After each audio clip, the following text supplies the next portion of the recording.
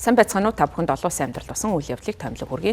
Сүүлийн үед Украины зүгээс Оросын холбооны улсын газрын тосны байгууламж руу өгч байгаа цохилтоо нэмэгдүүлж байгаа юм байна. За тус улсын зүгээс Оросын холбооны улсын газрын тосыг боловсруулах байгууламж дэд бүтц рүү цохилт өгөх болсон гол шалтгааныг тайлбарлахдаа Москвагийн зүгээс Украинд явуулж байгаа дайн байлдааны үйл ажиллагааг санхүүжүүлэхэд их усүрээ санхүүгийн их усүрүүдэд гол энэ газрын тосны байгууламжуудаас олж байгаа учраас энэхүү газрын тоснос олох орлогыг нь тасалдуулах зорилгоор энэхүү цохилт өгч байгаа юм байна. За Украины нисгчгүй онгоцууд Каспийн тэнгист байрлах Оросын холбооны улсын газрын тосны өрөмдлөгийн 2 давцанд цохилт өгсөн гэдгийг Украины аюулгүй байдлын албан тушаалтан Баасан гарагт мэдгдсэн. За их сурвалжийн мэдээлж байгаагаар Украины аюулгүй байдлын албаны нисгчгүй онгоцууд Оросын холбооны улсын Лукойл компанид хариалагддаг Пеленовский болон Корчагийн нэртэй газрын тосны өрөмдлөгийн давцангуудад цохилт өгсөн байна. За Оросын холбооны улсын Каспийн тэнгис дэх хамгийн том газрын тосны ордны нэг хэсэг болох Пеленовскийн өрөмдлөгийн давцанг мөн өнгөрсөн 7 хоногийн ихээр цохилтонд өртөж байсан. За энэхүү цохилт нь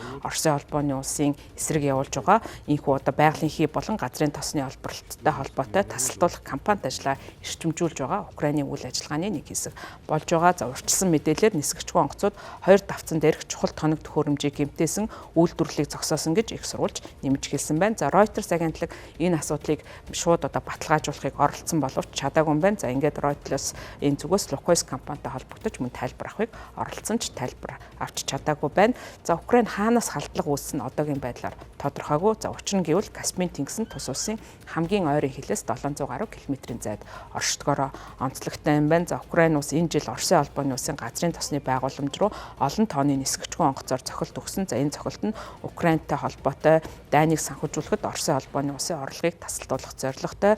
За цохилтууд нь гол төлөв Оросын Европын хэсэгт байрладаг газрын тос боловсруулах үйлдвэрлэлөө гол нь чиглэж байгаа юм байна.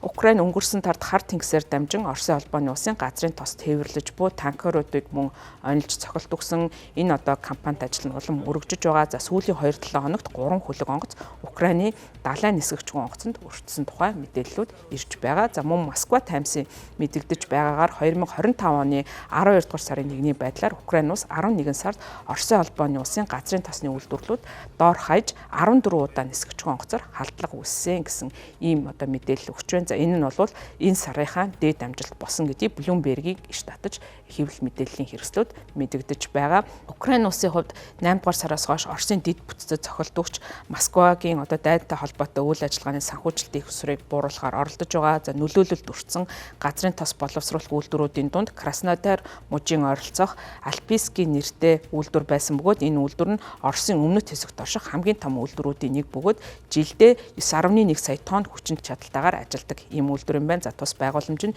9-р сард бол аль хэдийн бас цохилтод өртөж байсан. За нэгжүүдийнх нь нэг нь эвдэрсэн байдалтай байгаа. За Reuters агентлагийн мэдээснээр Роснефтийн Разян дахь газрын тосны боловсруулах үйлдвэр нь жилийн 17.1 сая тонн хүчин чадалтай.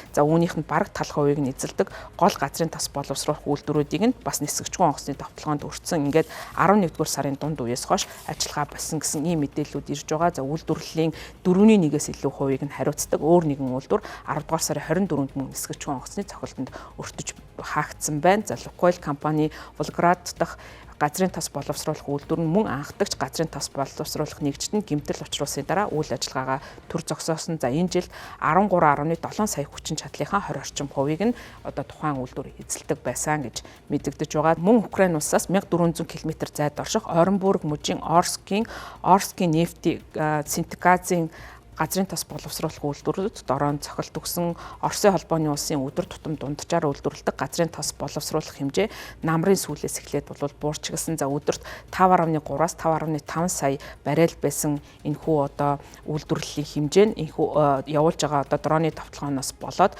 өдөрт 5 сая орчим баррел болж буурсан гэж Bloomberg-ийн аналитикийн Kepler агентлагийг иш татан мэдэгдэж байгаа. За Украин улс хар тэнгисийн бомб дахь газрын тосны боловсруулах байгууламж руу 4 удаа цохилт өгсөн.